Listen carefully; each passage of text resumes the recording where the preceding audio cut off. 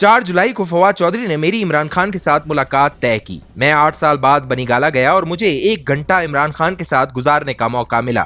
Senior सहाफी और तज्जियाकार जावेद चौधरी के मुताबिक इमरान खान हस्बे मामूल जज्बात और हाई स्पिरिट में थे। वो इसी तरह फुल एनर्जी के साथ गुफ्तगू कर रहे थे। मुझे महसूस हुआ इक्तिदार के पौने 4 बरसों ने इमरान खान को मैच्योर भी कर दिया है। अब इन्हें अपने अल्फाज और गुफ्तगू के वजन और असरात का इल्म हो चुका है। फवाद चौधरी ने यह फिक्रा दाग कर गुफ्तगू का मैच शुरू करा दिया। मुझे चौधरी साहब ने पिछले हफ्ते कहा था इक्तिदार से निकलने के बाद पहला हफ्ता मुश्किल होता है और आप लोगों ने वो मुश्किल वक्त गुजार लिया है। मैंने कहके लगाकर जवाब दिया, जेल के पहले 24 घंटे और इक्तिदार से बेदखली के पहले 7 दिन मुश्किल होते हैं। इमरान खान हंसे और कहा, जेल के 24 घंटे नहीं, पूरा हफ्ता मुश्किल होता है। मेरा 7वां दिन ज्यादा मुश्किल था। खान साहब ने इसके बाद अपने इक्तिदार के पौने 4 बरसों के राज खोलना शुरू कर दिए। उन्होंने तस्लीम किया हमारे पहले 2 साल मुश्किल थे, हमसे मईशत नहीं संभल रही थी, लेकिन हमने बहरहाल जैसे तैसे मामलात कंट्रोल कर लिए।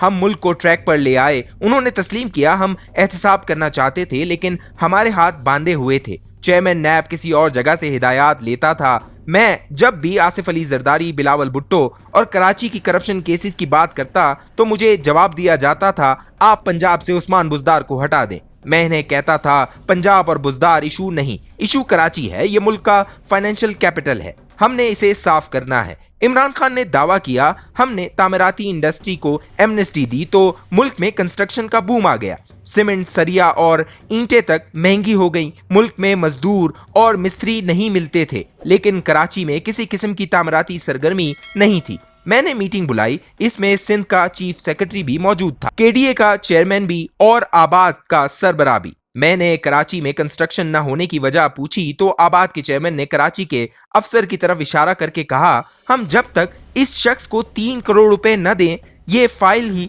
मूव नहीं करता। मैंने चीफ सेक्रेटरी, वजीर आला और दूसरे आला ओहदेदारों से पूछा, किसी के पास जवाब नहीं था। मैंने ये इशू न्यूट्रल्स के सामने भी उठाया, लेकिन मुझे जवाब मिला, आप बस बुज़दार को हटा दे। मैंने इमरान खान से पूछा, आपसे जब सब लोग मुतालबा कर रहे थे तो आपने उस्मान बुज़दार को क्यों नहीं हटाया? इमरान खान का जवाब था, पंजाब में 3 ग्रुप्स थे, मैं तीनों में से किसको वजीर आला बनाता? मैं जिसको भी वजीर आला बनाना चाहता था, दूसरा ग्रुप कहता था आप इसे न बनाएं, आप बेशक उस्मान बुज़दार को रहने दें। मैं जानता था मैंने जिस दिन उस्मान बुज़दार को हटाया, इस दिन पंजाब में वही सूरत हाल होगी जो इस वक्त है।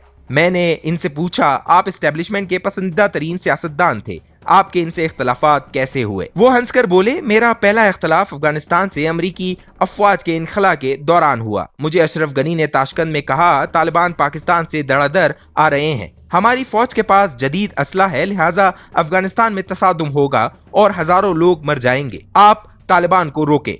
इमरान खान का कहना था, अमेरिका को भी अफगानिस्तान में तालिबान की आमद पर तशवीश थी। हमारे इदारों का ख्याल था अमेरिका के जाने के बाद अफगानिस्तान में कम से कम 1 साल लड़ाई होगी। अल्लाह का करम हुआ, अफगान फोर्सेस ने तालिबान के सामने सरेंडर कर दिया और तालिबान अमन के साथ इक्तिदार में आ गए, वरना वहां जंग छिड़ जाती और पाकिस्तान पर इक्तिसादी पाबंदियां लग जाती। जनरल फैज हमीद के बारे में गलत इत्तलात दूसरा इशू बनी। मेरे दिमाग के किसी भी कोने में ये बात मौजूद नहीं थी मैं जनरल फैज हमीद को अगला आर्मी चीफ बनाऊंगा, लेकिन हमारे दोस्तों और गैरों दोनों ने इसे पहले अफवाह बनाया और फिर खबर, और इस खबर ने गलतफहमी की दीवार खड़ी कर दी। इमरान खान का कहना था मियां नवाज शरीफ, आसिफ अली जरदारी और मौलाना फजल रहमान को भी खौफ था मैं जनरल फैज को आर्मी चीफ बना दूंगा, और यह खौफ बिला वजह था।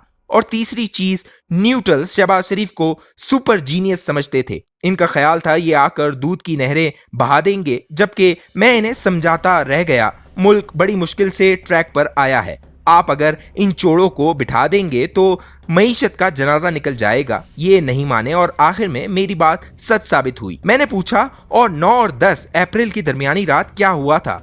ये हंसकर बोले, टेलीफोन आए थे, मैंने काबीना से साइफर डिक्लासिफाइड करने का ऑर्डर लिया, एंकर से मिला और वजीर आजम हाउस के अंदर आ गया तो मेरे साथियों के चेहरे पर हवाइयां उड़ी थीं।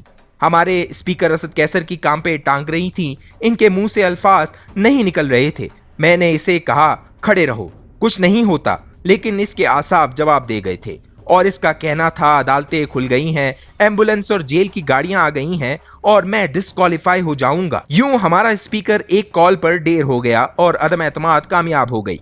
वरना हमने असेंबली की कार्रवाई 4 दिन तक खींचने का फैसला किया था। मैंने इनसे पूछा, आप अब क्या देख रहे हैं? ये हंसकर बोले, हमने अगर इलेक्शन ना कराए तो मुल्क डिफॉल्ट कर जाएगा। मैंने पूछा, आपकी नजर में कोई वे फॉरवर्ड, कोई रास्ता? इमरान खान ने हंसकर जवाब दिया, सिर्फ एक ऑप्शन, आप नए इलेक्शन करा दें। फ्रेश मैंडेट ही मुल्क को बचा सकता है। इस हुकूमत के बस की बात नहीं, ये मुल्क को हर गुजरते दिन पीछे से पीछे ले जाएगी।